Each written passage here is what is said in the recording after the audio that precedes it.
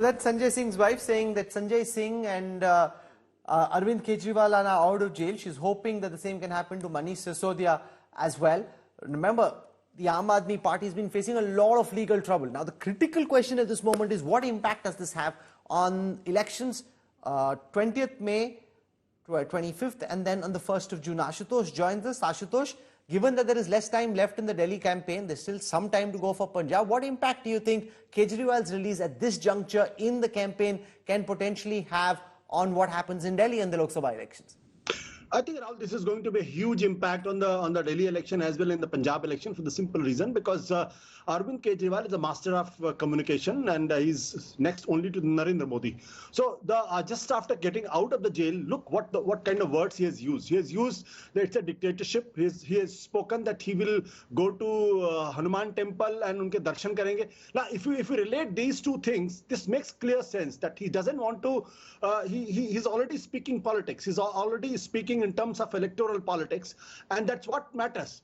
Because today he will be presenting himself as a living embodiment of political victimhood. That look what Supreme Court has said. Supreme Court has clearly asked that why he was not arrested 6 months earlier or after elections. So for that, ED had no answers. And that is what this verdict is all about. This is not about on the merit of the case. Neither this is a permanent bail to the Arvind Kejriwal. This is only interim bail. And why? Because election commission, because Supreme Court has clearly understood and underlined the fact that he's arrested just before the election. This has something to do with Raghav, respond to what Ashutosh is saying, because there are very few players in Indian politics who can play the victim card quite as well as Arvind Kejriwal can. It worked for him in the past. It's about building a narrative, making a mahal. He'll play victim card. Now it's then for the voters of Delhi, Punjab, Haryana to decide whether they buy that victim card or not. All I will say one thing, his party has tried, I think, twice to contest elections in Haryana, and both times they came a cropper. They came an absolute cropper. This party has also contested Lok Sabha elections twice in Delhi.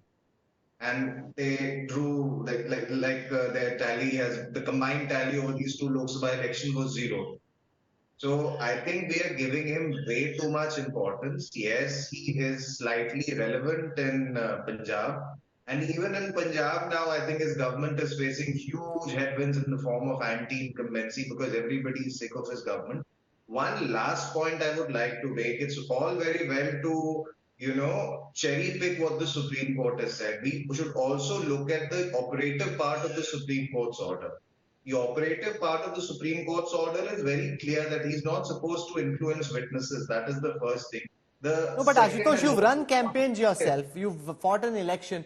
The fact is it takes time to build mahal. This election is deeply set. Once the election is set, it's not like a Ferrari or a car which you can just turn with your hand on the steering wheel. It's like a battle tank. It takes time to get going, and once it's going in a particular direction, it's very difficult to change course midway.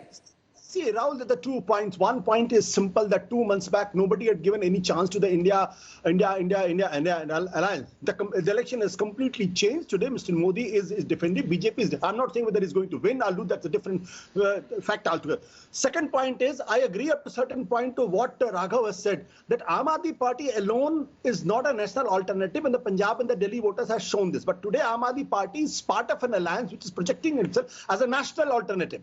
So that is where Arvind Kejriwal will make a huge difference. And look at this. Since the days of his arrest, Aam Aadmi Party has been meeting with the people and convincing that how Arvind Kejriwal has been arrested. So it's not that Arvind Kejriwal has to start from afresh. The pitch is already ready. The Sanjay Singh has done. But here's the problem, Raghav Awasthi. You kind of brought it upon yourself. If you hadn't arrested him, and I'll just have the data, which if we add the vote share of the AAP and the Congress on all the 7 seats of Delhi, there's still a big gap between them and the BJP, even if every person who voted AAP and Congress vote for this alliance. It usually doesn't work like that, but even if that happens, there's still a substantial gap. By arresting him, you've now created this X factor, where people now, if they decide to be sympathetic, that can change the dynamics of the Delhi election. There you see, virtually in every seat, you're seeing Chandni Chowk, Northeast, you're seeing New Delhi, East Delhi, South Delhi, everywhere. There's a gap, even if you add all those votes.